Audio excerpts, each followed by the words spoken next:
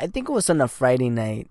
I was driving with my buddy and I wasn't paying attention. So I was driving around 65 miles per hour on a 35 mile per hour road. And of course I get pulled over and the cop comes to my window and starts saying that I was going at 65 and at 35. And my first reaction, my social conditioning, was to get mad and start finding excuses to tell the cop. But I had recently read the book, so instead of making excuses, I simply said, yeah, I apologize, that was my bad. I was going pretty fast. I wasn't paying attention. And then I said, I'll accept any consequences for that. I have never seen a cop more confused than this one. And the crazy part was that he smiled and said, it's alright, just take it easy next time. Alright, cool story. But what's the moral? And the idea that I took from the book was that if you are wrong, admit it quickly and emphatically. And I found that admitting my mistake to the cop, he took it a little bit easier on me.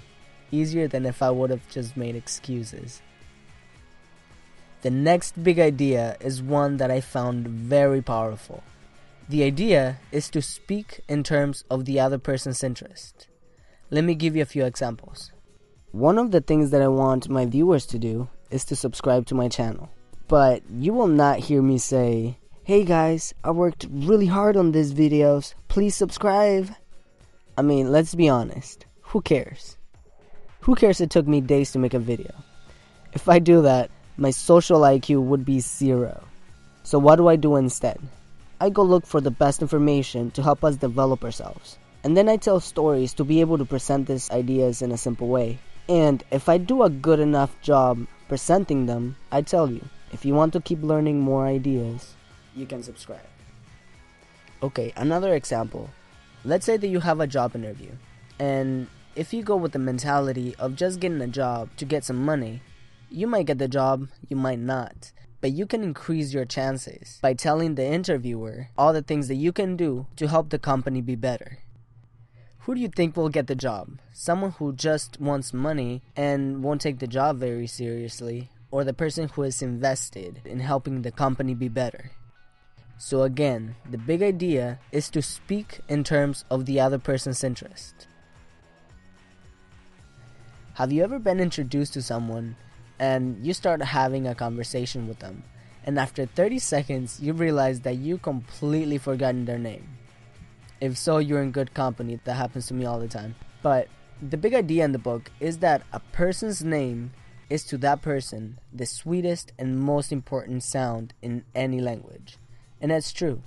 And a simple thing I do to help with this is that when I'm meeting someone for the first time, I try to repeat their name in conversation. So if someone introduces me to Tom, instead of just saying, hey, nice to meet you, I'll say, nice to meet you, Tom.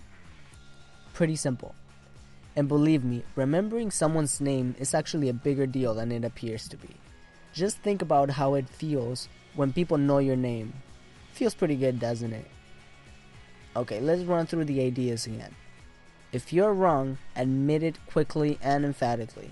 It'll make your life much easier. Speak in terms of the other person's interests. And remember that a person's name is to that person the sweetest and most important sound in any language.